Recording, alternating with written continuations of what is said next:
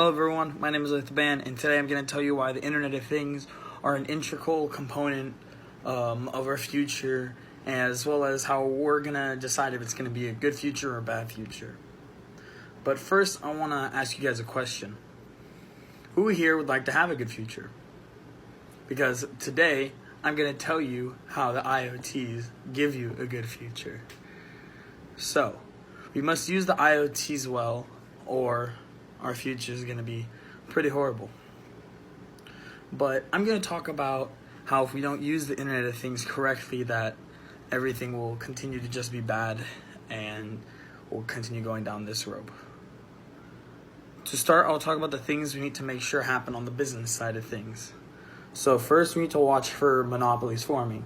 Because we've never been in this type of environment before, we don't know exactly what's going to happen. So it's very important to pay attention to that and make sure no company gets too powerful, if you will. We also need to look out for unethical practices. ISO.org talks about this because if companies start looking at themselves before the people that are working for the company, then things will go really south really quick. As well as I just kind of mentioned, cheaper products are leading to less workers being needed because of the profit that they're getting by the products being cheaper, because they'll be more efficient. And I got this information from Business Insiders. So as I just started talking about, the reason why it's important is because the companies are going to get way too powerful. The ethics are going to make sure that it's good for everybody, not just the company. And people losing their jobs could lead to a higher poverty rate, as well as the continuing shrinkage of the middle class. So next I'm going to discuss the amazing things that it will do for health. So healthcare will get better for people in multiple ways. Nanobots will be a great one. This will be able to go very deep into things that we can't really discover or work with quite yet because of how small they are. We'll actually start being able to work with like the more micro settings, if you will. Cancer is also going to be better fought. According to Markel Krenz on reform.org, she talked about how with all these new practices and all this new information, that we're getting closer and closer to figuring out how to treat these diseases.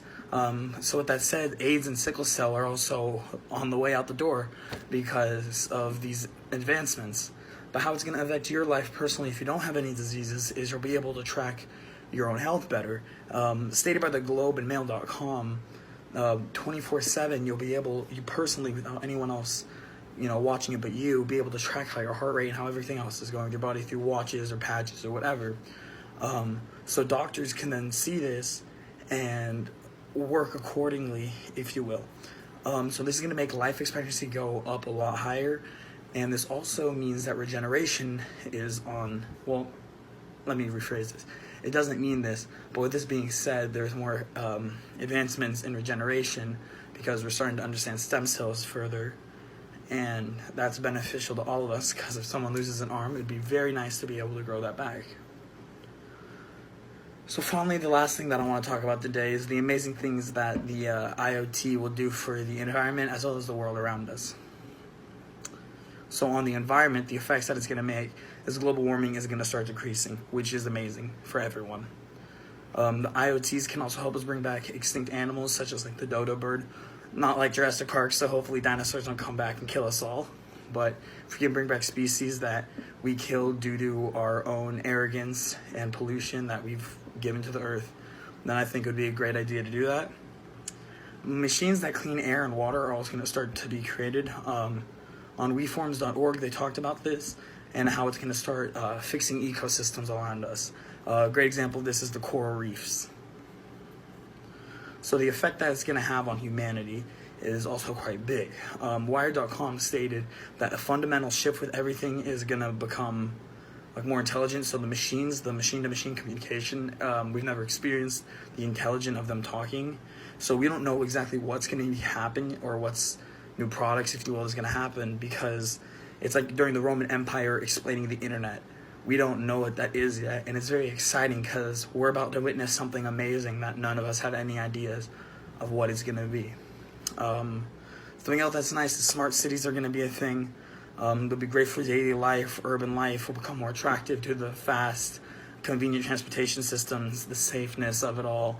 People are going to really like that. I got that information from weforms.org, and it's already happening to cities as we speak. Las Vegas is a great example of this with their traffic system, and Seoul in South Korea is also using it a lot for their infrastructures and whatnot. Farms are also getting more efficient now, so that means there are going to be more of an abundance of food for people, which is great. So it'll be leading to less poverty less starvation in the world. So less people will go hungry, which is always good. I got this information from theglobalmail.com.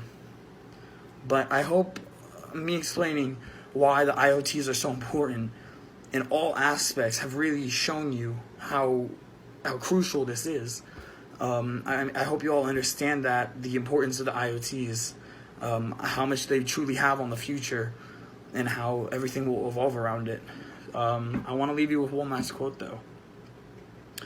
And it's by a famous kid. He said, "The future is now, old man." Thank you for listening.